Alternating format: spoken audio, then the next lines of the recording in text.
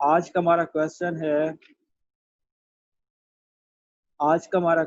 है soil profile. Soil profile. अच्छा, soil profile क्या होता है? तो इसको हम डिफाइन करते हैं, any vertical cut through a body of soil or pedon is the soil profile. Any vertical cut through a body of soil or pedon is called soil profile. ये soil profile कहते हैं कि जो soil है उसका कोई भी body है, यानी कि कहीं पे भी सॉइल मौजूद है, तो उसमें से हम एक वर्टिकल कट करेंगे तो उसको सॉइल प्रोफाइल कहेंगे। ठीक है, मीन्स के सॉइल है, कहीं पे भी मौजूद है, तो उसमें एक वर्टिकल कट करेंगे तो उसमें हमें डिफरेंट लेयर्स नजर आएंगे। ठीक है, उनको स्टडी करना होता है। अच्छा, वो जो लेयर्स होती हैं उन्हें हॉरिजॉन्स कहते हैं। ठीक है, तो यूं हो जाएगा, any vertical cut through a body of soil or pedon is the soil profile and the individual layers are called horizons. ये कोई भी वर्टिकल कट होता है बॉडी या ऑफ सॉइल में से या पिडॉन में से, उसे सॉइल प्रोफाइल कहते हैं। और जो इंडिविजुअल लेयर्स होती हैं हॉरिजॉन्स कहलाती हैं। Soil profile helps studying internal organisation of the soil. Soil profile जो होता है वो हेल्प करता है सॉइल के इंटरनल ऑर्गेनाइजेशन को स्टडी करने में। हम एक कट करेंगे तो हमें पता चलेगा कि क्ले कहाँ पे है, सैंड कहाँ पे है, मिक्सचर कहाँ पे है।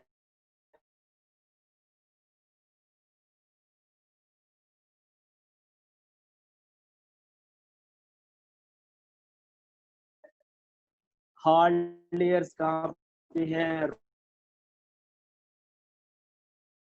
रॉकी लेयर्स कहाँ पे। Helps surveying and determining how soils can be best used, जो कि हेल्प करती हैं कि सॉइल्स को कैसे क्लासिफाई किया जा सकता है, सर्वे किया जा सकता है और उनको बेस्ट तौर पर यूज किया जा सकता है।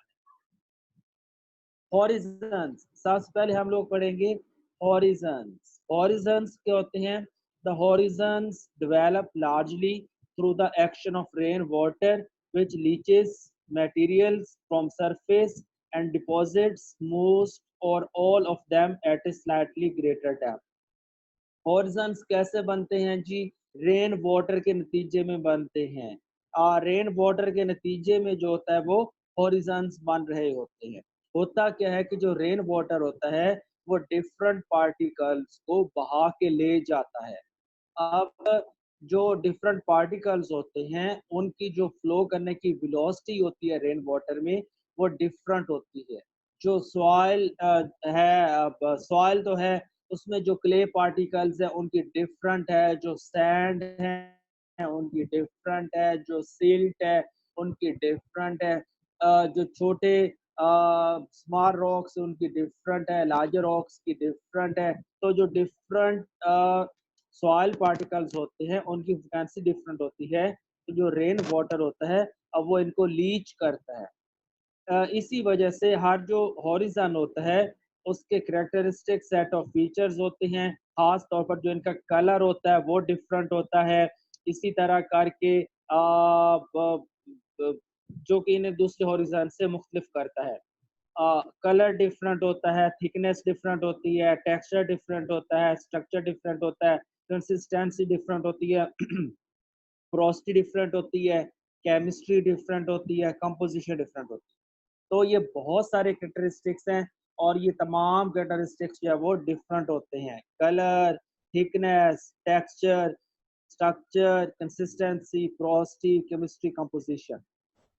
ये जो हॉरिजन्स हैं सॉइल टू सॉइल डिफरेंट करते हैं। इसका मतलब ये नहीं है कि अगर हम सॉइल्स की बात करेंगे तो तमाम सॉइल्स में एक जैसे होंगे हॉरिजन्स। मुख्तलिफ सॉइल्स में मुख्तलिफ जगहों पर जो हॉरिजन्स होते हैं वो मुख्तलिफ हो सकते हैं। उनकी जो डिस्टेंस है, फासला, वो मुख्तलिफ हो सकता है। इसलिए जो सॉइल्स होती हैं उनको उनकी करैक्टरिस्टिक्स की बुनियाद पर डिफरेंशिएट किया जाता है। आम तौर पर जो सॉइल्स होती हैं उनके मेजर या मास्टर हॉरिजॉन्स होते हैं और इनको कैपिटल लेटर से ज़ाहिर किया जाता है। ये कौन से होते हैं जी? ओ, ए, ई, बी एंड सी। ये ज़रा आपने इनके ये जो लेयर्स हैं उनका ख्याल रखना है। ओ, ए, ई, बी एंड सी, ठीक है? अ, ओ, अच्छा ओ स्टार्ट में क्यों आ रहा है? ए आना चाहिए था। ओ इसलिए होता है, O is an organic layer. O जो होता है वो ऑर्गेनिक लेयर होती है और सरफेस लेयर होती है। जो सरफेस लेयर होती है वो ऑर्गेनिक लेयर होती है। ऑर्गेनिक मैटर यहाँ पर मौजूद होता है, इसलिए जो सरफेस लेयर होती है तो उसे ओ लेयर कहते हैं। और जो दूसरी लेयर्स होती हैं and A, E, B and C are the mineral layers. और जो ए, ई, बी एंड सी होती है तो वो मिनरल लेयर्स होती हैं। एक और लेयर भी हो सकती है जिसको आर लेयर कहते हैं, तो ये तमाम लेयर्स के नीचे होती है। इनके जो बाकी एक तो ओ सरफेस पे हो गया, फिर बाकी 4 आ गए ए, E, B and C.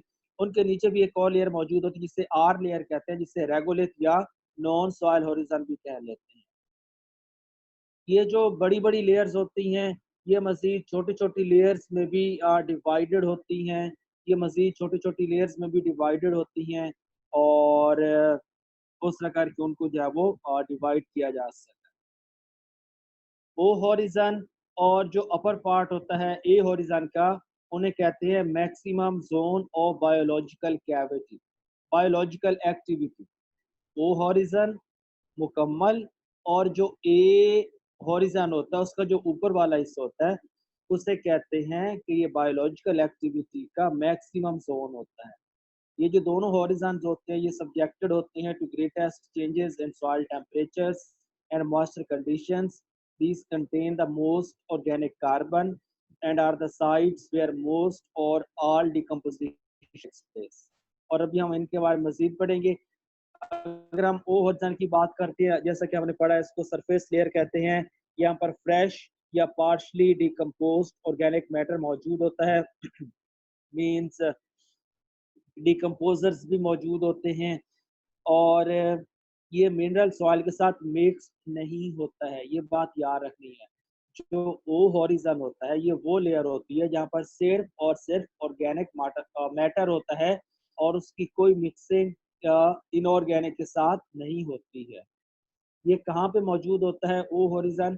Forest regions में होता है और इसी तरह करके ये ग्रासलैंड्स और कल्टीवेटेड सॉइल्स में एब्सेंट होता है। ये फॉरेस्ट रीजन्स में मौजूद होता है और एब्सेंट कहाँ पे होता है? ग्रासलैंड्स और जो कल्टीवेटेड सॉइल्स होती हैं। इसकी हम 3 और लेयर्स भी कर लेते हैं। ओ में भी मज़ीद 3 लेयर्स हो जाती हैं। ओआई, ओई, ओए, IEA। ओआई क्या होता है? The litre layer composed of plant and animal residues. OI जो होता है वो लिटर लेयर होती है जो कि कंपोज्ड होती है प्लांट एंड एनिमल रेसिड्यूज से, तो उसको ओआई कहते हैं। प्लांट और एनिमल के जो डेड बॉडीज होते हैं वो मौजूद होते हैं। This layer fluctuates with seasons. Seasons के लिहाज से ये कम होती ज़्यादा होती रहती है। temperate regions it is thickest in fall when new litter is added. ठीक है। तो अब देखें ये आसान सी बात है, आपको पता है जब फॉल सीजन होता है लीफ फॉल आ रहे हैं तो उससे पत्ते गिर होती है और लिटर होता है लेयर ऑफ द तो वही लिखा हुआ है कि ये उस वक्त थिकेस्ट हो जाती है और समर सीजन में थिन हो जाती है। ओ ई क्या होता है? ह्यूमस लेयर होती है जहाँ पर ऑर्गेनिक मैटर जो होता है पार्शियली डिकेड होता है और ओ ए क्या होता है? ह्यूमस लेयर होती है जहाँ पर ऑर्गेनिक मैटर जो होता है वो हाईली डिकम्पोज होता है। इसके बाद ए हॉरिजन आता है, ये अपर लेयर होता है मिनरल सॉइल का with the high content of organic matter ये जो ए हॉरिजॉन होता है, इसकी जो ऊपर वाली लेयर होती है, क्योंकि वो कंटिन्यूअस होती है विद ओ हॉरिजॉन, इसलिए यहाँ पर भी ऑर्गेनिक मैटर बहुत ज़्यादा मौजूद होता है, डार्कर इन कलर होता है और humus dried from O horizon, और इसका जो ह्यूमस होता है वो ओ हॉरिजन से ड्राइव्ड होता है। The weathering is intense in this horizon, यहाँ पर वेदरिंग इंटेंस होती है और कुछ जो प्रोडक्ट्स होती हैं वेदरिंग की वो क्ले होती है, इनऑर्गेनिक मिनरल होता है और सॉल्युबल मैटर जैसा कि होती हैं तो इस लेयर में लीच आउट करती है। ई हॉरिजन आ जाता है। E horizon is the zone of maximum leaching or eluviation. एलुविएशन कहते हैं कि जब कोई चीज़ जब वॉश आउट हो जाती है तो उसे एलुविएशन कहते हैं। ये अभी मैं आप लोगों को सेंड कर दूंगा पेज, तो फिर आप इसको रीडिंग भी कर सकोगे। ये बल्कि सबसे नीचे लिखा भी है, अगर आप लोग देखेंगे ई हॉरिजॉन वाली स्लाइड तो सबसे नीचे वाली लाइन पे लिखा है also known as zone of illuviation. तो ये ई से स्टार्ट होता है इल्यूविएशन।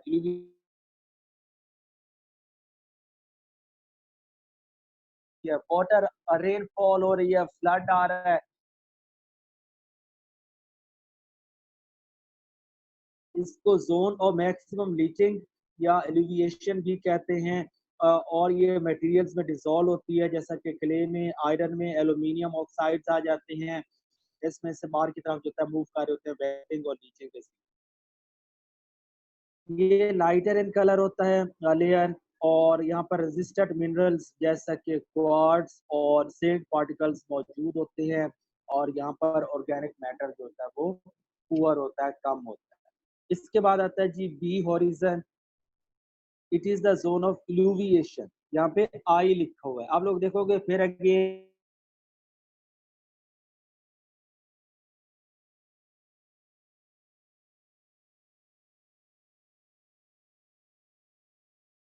इल्यूविएशन का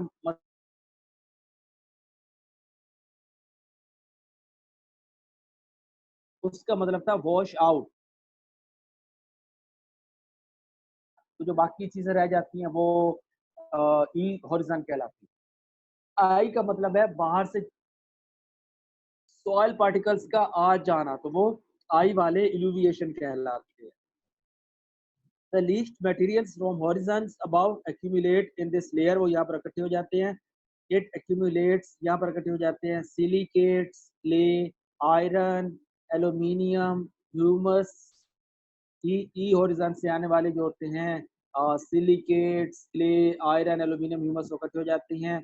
इसकी भी मखसूस फिजिकल स्ट्रक्चर होता है और ब्लॉकी कॉलमनर या प्रिज्मेटिक शेप होती है। शेप्स को भी हम बाद में पढ़ेंगे, अभी बस आपने याद रखना है कि इनकी शेप्स क्या हो सकती हैं, ब्लॉकी, कॉलमनर या प्रिज्मेटिक। सी हॉरिजन आ जाता है। It consists of unconsolidated material either like or unlike the material from which the soil has developed। ये अनकंसोलिडेटेड मटेरियल होता है। अनकंसोलिडेटेड कहते हैं कि एक जैसा मटेरियल नहीं होता है। यहाँ पर मुख्तलिफ किस्म के मटेरियल्स मौजूद हो सकते हैं, तो उसे अनकंसोलिडेटेड मटेरियल कहते हैं। स्मॉल पार्टिकल्स भी हो सकते हैं, मीडियम साइज पार्टिकल्स भी हो सकते हैं, लार्ज पार्टिकल्स भी हो सकते हैं, लार्जर भी होते हैं, लार्जेस्ट भी हो सकते हैं। तो मुख्तलिफ तरह के पार्टिकल्स मौजूद होते हैं, तो उसको कहते हैं अनकंसोलिडेटेड मटेरियल। और ये जो होता है यहाँ पर मौजूद होता है।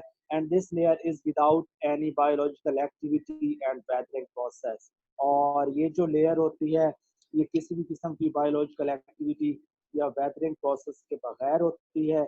और एक और भी लेयर होती है जिसका हमने शुरू में पढ़ा था, जिसे आर लेयर या नॉन सॉइल हॉरिजन कहते हैं। आर हॉरिजन या नॉन सॉइल हॉरिजन कहते हैं। तो ये भी ये होता तो कंसोलिडेटेड है, मींस एक जैसा होता है। एक जैसा क्यों होता है? क्योंकि यहाँ पर रॉक्स मौजूद होती हैं, क्योंकि रॉक्स होती हैं बहुत हार्ड होती हैं, तो यहाँ पर प्लांट्स इतनी लेयर्स मौजूद नहीं होती। इसके बाद जो क्वेश्चन हम लोग स्टार्ट करने जा रहे हैं दैट इज सॉइल जेनेसिस। अच्छा, सॉइल जेनेसिस की जब हम बात करते हैं तो ये एक बहुत ही लेंथी टॉपिक है। आपको ये पता होना चाहिए कि इसके 2 मेन पार्ट्स हैं। एक तो हम लोग पढ़ते हैं ट्रांसपोर्टेशन। ट्रांसपोर्टेशन से मुराद ये होता है कि जो सॉइल की लेयर्स हैं, वो एक जगह से दूसरी जगह ट्रांसपोर्ट होती रहती हैं। कैसे ट्रांसपोर्ट होती रहती हैं? ग्रेविटी के ज़रिए। ग्रेविटी के ज़रिए ऊपर वाली लेयर्स नीचे जाती रहती है ऐसे करके। वाटर के ज़रिए जैसे कि वॉश आउट होती रहती हैं। आइस के ज़रिए मूव करती रहती हैं। विंड के ज़रिए मूव करती रहती हैं। तो जो सॉइल की डिफरेंट लेयर्स होती हैं, वो मूव करती रहती हैं, ट्रांसपोर्ट होती रहती हैं। इससे क्या होगा? अब विंड है, वाटर है, आइस है, ग्रेविटी है, तो क्या होगा कि जब सॉइल ट्रांसपोर्ट होगी, तो दोनों जगहों की जो वो कंपोजिशन है सॉइल की, वो चेंज हो जाएगी। जहाँ से सॉइल रिमूव हो रही है, तो वहाँ भी डिफरेंट कंपोजिशन हो जाएगी। जहाँ पे सॉइल ऐड हो रही है, वहाँ पे भी कंपोजिशन डिफरेंट हो जाएगी। तो इसलिए दोनों जगहों पे जो डिकम्पोजिशन है वो डिफरेंट, वो कंपोजिशन, सॉरी मैं डिकम्पोजिशन कह गया। ये दोनों जगह की कंपोजिशन है, वो चेंज हो जाएगी। तो एक तो ट्रांसपोर्टेशन का प्रोसेस होता है, दूसरा प्रोसेस क्या होता है, जिसे वेदरिंग कहते हैं। वेदरिंग से मुराद ये होता है कि ब्रेक डाउन हो रही है।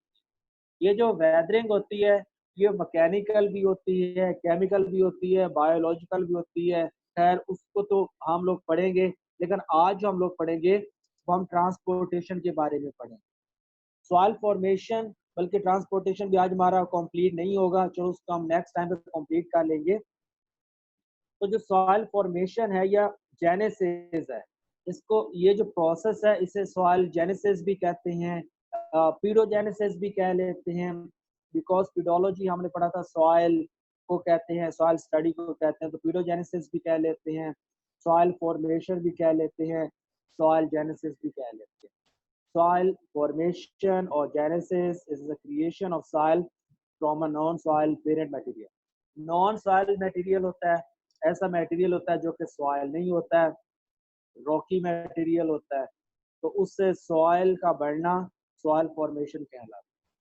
The process involves break down of parent material into smaller particles. ये जो प्रोसेस होता है, इसमें शामिल होता है जो पेरेंट मटेरियल होता है, वो स्मॉलर पार्टिकल्स में डिवाइड हो रहा होता है, और इसको वेदरिंग कहते हैं।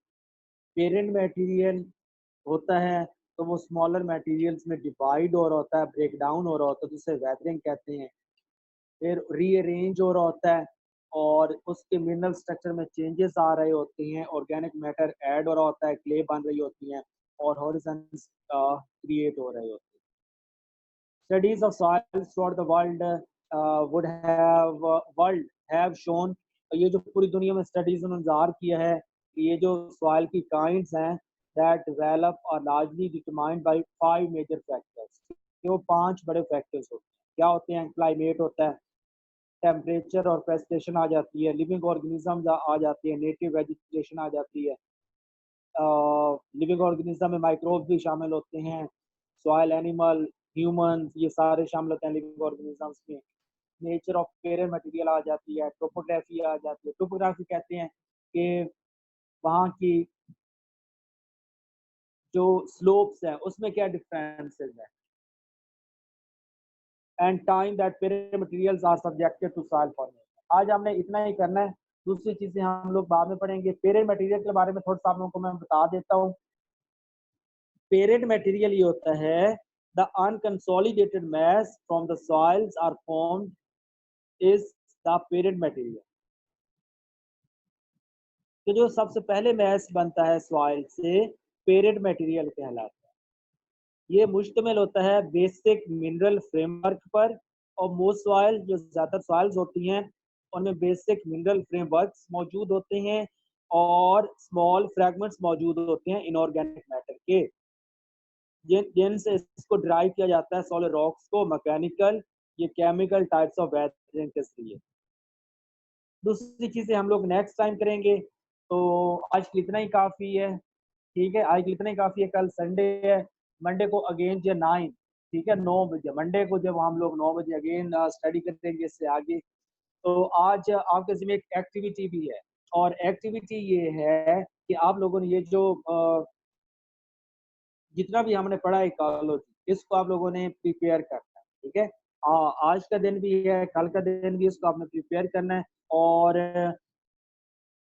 मंडे को क्या होगा, सबसे पहले ये होगा कि अगर आपके कोई क्वेश्चंस होंगे इस लिहाज से कि तो वो आप लोग कर सकते हो क्वेश्चंस, ठीक है? जो अभी तक हम लोगों ने पढ़ा है, उसके बारे में अगर कोई भी क्वेश्चंस होंगे आप लोगों के, वो आप लोग कर सकते हो। तो उसके बाद फिर हम लोग इसको आगे कंटिन्यू करें, सही है? तो आप लोगों ने ये करना है कि आज और कल जो है ये जितने भी टॉपिक्स हैं उनको अच्छी तरह पढ़ लेना है। तो अभी ये है, तो आपसे पूछा भी जा सकता है, ठीक है? इसी लेक्चर के दौरान आप में से ये आप लोगों को क्वेश्चन भी किए जा सकते हैं, पूछा भी जा सकता है, तो इसलिए आप लोगों ने इसको अच्छी तरह प्रिपेयर कर लेना है। और ग्रुप में जो है अपने रोल नंबर सेंड कर देने हैं ताकि मैं अटेंडेंस कर सकूँ, ठीक है? और अगर आज के टॉपिक के बारे में कोई क्वेश्चंस हैं तो आप लोग कर सकते हो।